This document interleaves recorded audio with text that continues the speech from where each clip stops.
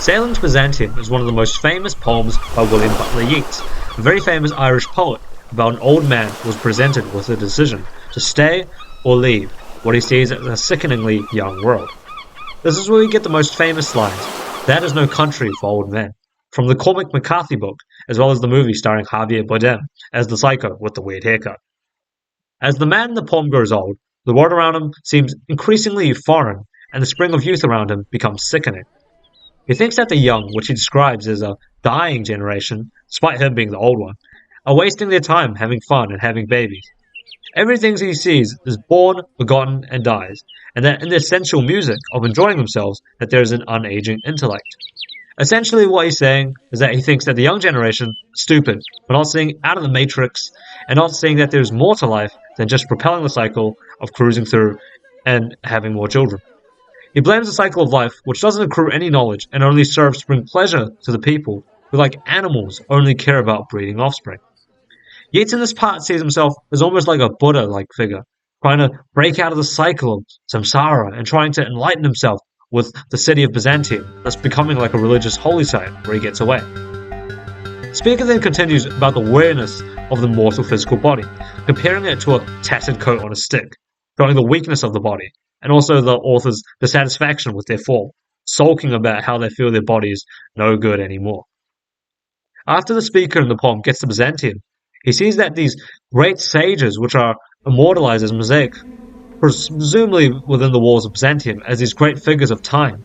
Yeats passes through the mosaic so that he can cry out to the sages to descend and help so that he can learn under their instruction. He wants them to descend and burn away his aching heart and rescue him from his dying body into an exalted spiritual form with the rest of the sages in heaven so that he can sing their holy songs together. The artifice of eternity, mentioned in the poem, refers to the artistic renditions of the invisibility of time and eternity.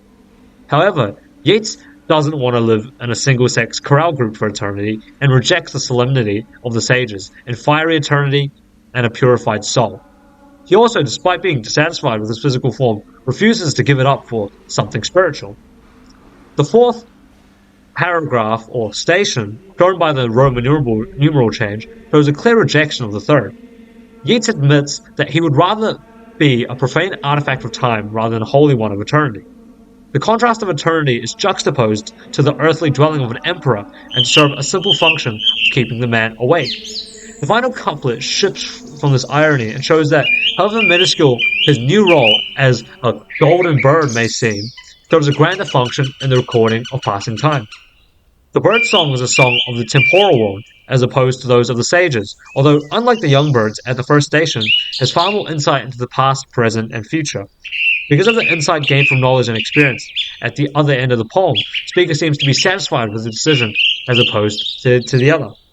While some believe that the poem takes place in chronological order, others, like Vendela, theorize that the two stanzas take place on a vertical plane, where there are two alternate decisions which lead to different realities, sort of like a choose-your-own-adventure type thing, although that is up to your speculation.